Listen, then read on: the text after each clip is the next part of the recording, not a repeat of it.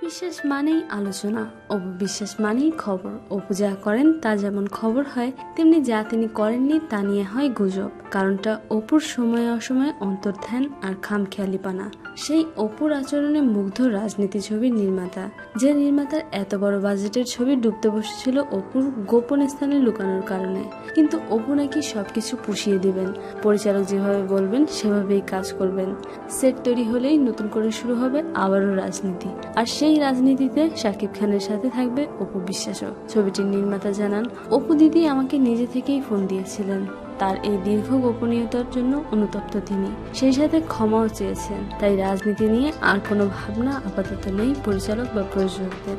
কারণ অপু যেহেতু আছে সেহেতু ভালোভাবেই ছবি বানিয়ে তা রিলিজ দিতে পারবেন বলে ধারণা করছেন তারা। প্রিয় দর্শক, এভাবে যখন ইচ্ছা এলাম যখন ইচ্ছা চলে গেলাম টাইপসের মেন্টালিটি কি আসলেই মানায় সিনেমার নায়িকাদের? এ নিয়ে আপনার যে কোনো মতামত শেয়ার করুন আমাদের সাথে।